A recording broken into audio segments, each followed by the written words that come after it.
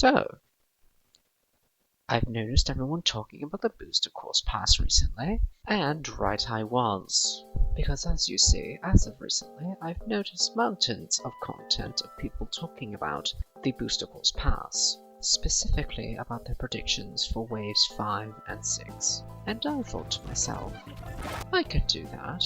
I have my own thoughts and opinions. Why not share them on the internet?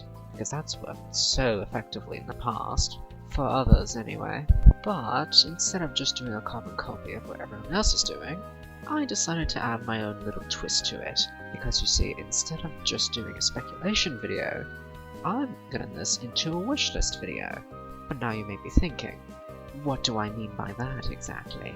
Well, I'm glad you asked because I'm here to answer. Essentially, when I predict what track will be in what spot, I will instead just showing one course, will show multiple others that I would have preferred to be in its place. For example, in Wave 3, we ended up getting Boo Lake to represent the GBA track. However, on my wish list for said GBA track, I would have asked for Broken Pier, because not only does it share the same music as Boo Lake, but it also carries that Halloween aesthetic that Boo Lake was supposed to represent. I also prefer the background layout as well as the track itself, as it's more longer and it's more complex, meaning that it's harder but in the fun way. But now that I think I've practically summarized what I mean by wish list, let's start with predicting and the wishing, shall we?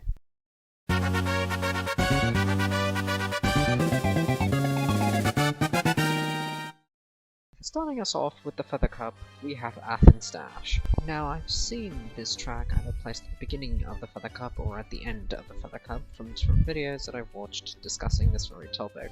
Personally though, it fits in both ends. And besides, what wouldn't be better to start the summer months with a trip to Greece? But hey, I can confidently say that this is one of the few city courses that actually focuses mainly on elevation. Not so much the city part, but hey, maybe in Athens Dash 3 we'll get more glimpses of the city. Also, am I the only person who would have thought Athens Avenue would have sounded better than Athens Dash? But considering how well Athens Dash 1 and 2 are structured out layout-wise, and how aesthetically pleasing the map looks, I'd be very confident in placing this track either the beginning or the end of the Feather Cup, as both situations fit nicely. Honestly, any set of the city courses, minus Vancouver Velocity, could have fit in the spot. But moving on from the mountainous terrain of Greece, we head on to the dry desert of Dry Ruins. I'll be honest with all of you.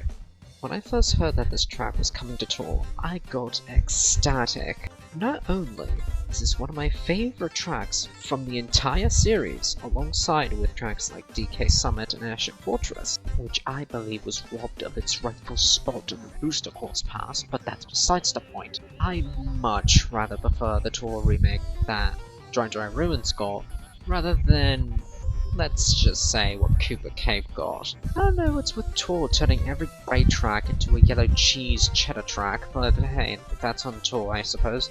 Definitely has to do with artistic differences, but none of the artistic differences in Cooper Cave compared to the original are good at all. It basically got the Rock Mountain treatment, but arguably worse. At least Rock Mountain got to keep most of its gameplay changes. Cooper Cave's water section basically got demolished with its tour rework, but in fairness to Cooper Cave though, it got its reference from Mario Kart 7's version, which still doesn't excuse how bad it is. However, in the Dry Ruins corner, everything seems a-okay. Not only is the gameplay as good as I remember it, but the track looks a lot better than how it did in Mario Kart Wii, which is really saying something considering it was one of those tracks that really didn't need any improvements in the visual department. But anyway, yeah, add Dry Ruins to the Booster Course Pass, it's my favourite. Also, I would die to hear Dry Ruins remix in the Mario Kart 8 style. Ooh, I'm already gushing at the thought. Now, for the GBA spot, it was a little tricky, as only one of them had a clear-cut chance at getting in, but there are two other tracks that I would much rather got in instead. The track that I think is the most likely is Sunset Wilds. I know, shocker. Look, I understand that this track's gimmick is great and all, but does it really have to be a Mario Kart 8? Especially when we had to omit tracks like Broken Pier, Rainbow Road, Cheap Cheap Island, and Yoshi Desert. All tracks I would have preferred to see in the Booster Course Pass, but hey, here we are. This is the same Booster Course Pass that decided to add Riverside Park, so let's think critically here. Considering that this track was leaked via the audio file leak, there really isn't much else disproving it. I mean, you could also look at the banner leak, but that was the same banner that had remixed Mario Circuit on it, so I wouldn't take it fully at face value. The other two tracks I would have put in Sunset Wild's place are Cheap Cheap Island and Yoshi Desert. However, Yoshi Desert is less likely considering I just said we were gonna have Dry Dry Ruins, and Cheap Cheap Island, to many people, has too much of a similar theme to Los Angeles Labs, which I call baloney because if we're gonna have Calamari Desert and Sunset Wilds in the same Booster Course Pass, then we really need to evaluate ourselves ever so much further. Hell, these are the same people that asked for Vanilla Lake when we already had Snowland and Booster Course Pass. I'm telling you, the rule about two tracks can have the same theme is a little undefined, if you ask me, because the rule applies to some tracks but not others from what I've been able to see. So I say screw it and just go with what you want. But for the sake of this GBA course, we're gonna stick with Sunset Wilds as the definitive selection for this wave. But moving on from a desert plateau, we move on to the vibrant beaches of Los Angeles, in Los Angeles Labs. Now if I were to define summer in one word, this would be it. You can't scream anything more summer than Los Angeles, a place known for its beaches and its significance to the world of Hollywood. It's actually surprising that this didn't feature in Wave 4, but now that I give it a second think, yeah, it makes sense as to why this would be a Wave 5 track. It's called Beaches and it's got a sunset. Basically screams summer right in front of you. Like for Athens Dash, you can basically put this track anywhere and it wouldn't matter all too much. So for me personally, I put it at the end of the Feather Cup. But since there really isn't much to describe other than the fact that it's a summer-themed track, I suppose we can move on to the next cup that we have to cover. And something tells me I'm gonna have to be a little more creative about my thinking for my next predictions. Oh well, lack of creativity has never stopped me before. Onward, I say.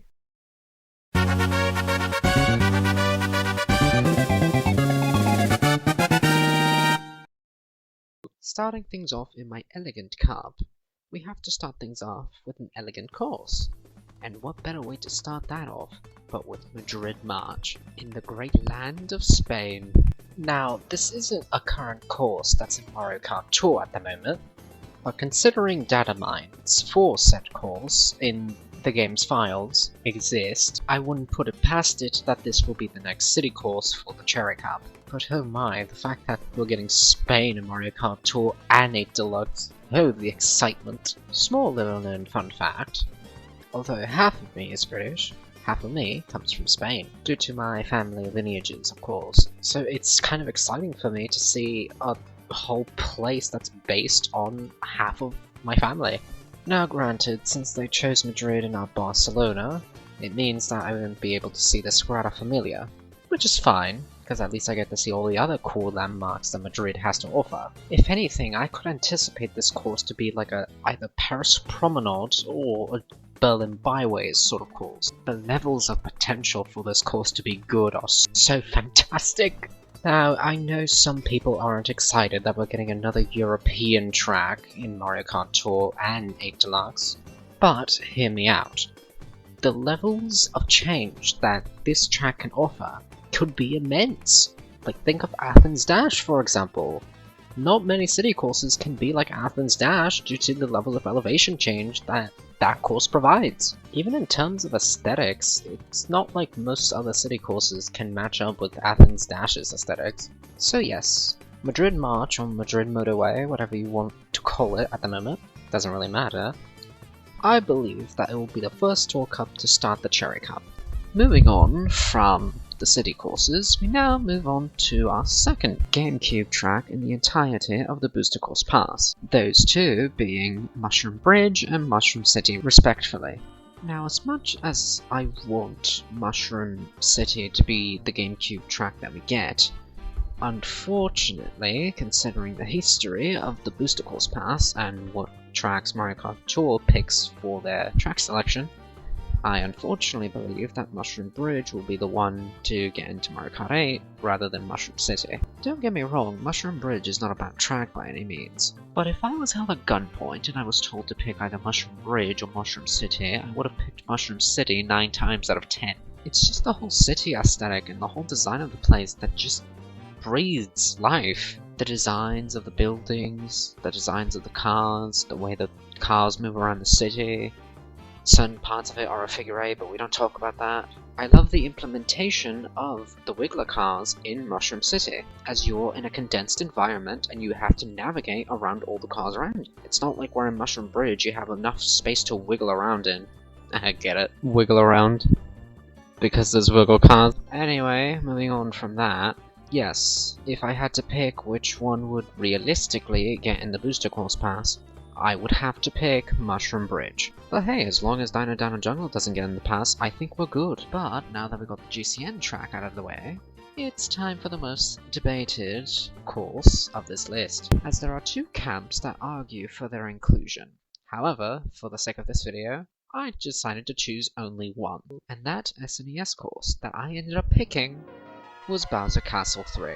Yeah, there's no way on earth that they're not adding this. If you mean to tell me that a barren-ass ice lake is gonna get in over a detailed castle, then we really have a problem. And if Nintendo decides to go that route, then not only is the excuse of adding Riverside Park inside the Booster Course Pass irrelevant, because the main excuse that people kept clamoring for was that it was so detailed so there's no way it's not going to get in, basically it gets just thrown out the window.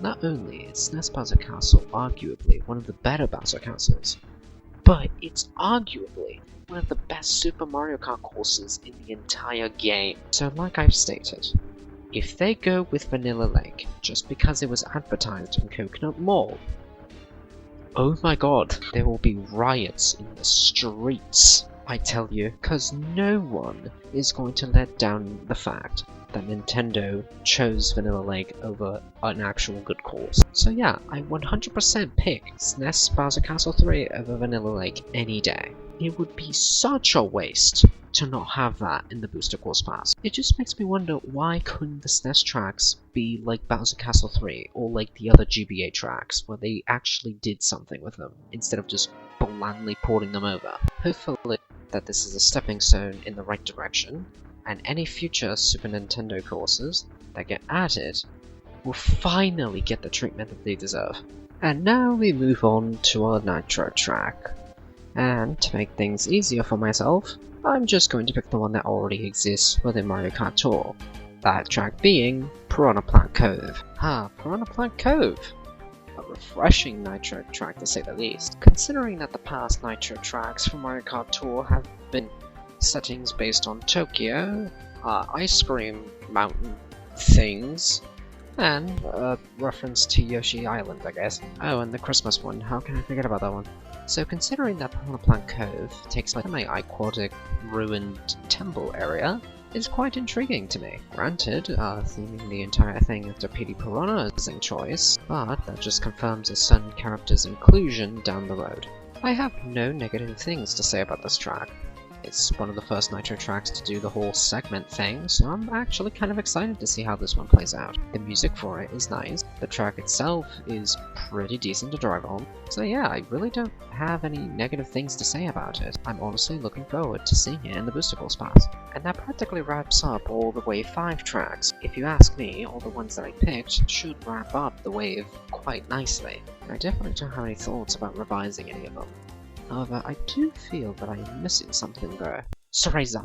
Well, that was unexpected, but before you even begin to breathe, I have several things to say. 1. Nice hair. 2. Who the hell are you? Easy to explain.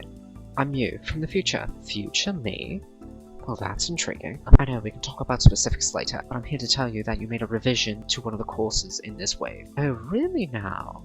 Which one would that be? If I remember correctly, you revised one of the GBA tracks. Oh, you mean the only and last GBA track that we'll be getting? Precisely. Oh, this should be fun. So, considering that you're telling me that I revised Sunset Wilds, what did I change it to? You know how the new Bowser tour just came out with SNES Bowser Castle 3, correct? Yes? Well, there was another course that got added other than that one. Oh no, don't tell me. Yep, the course that you replaced Sunset Wilds with was...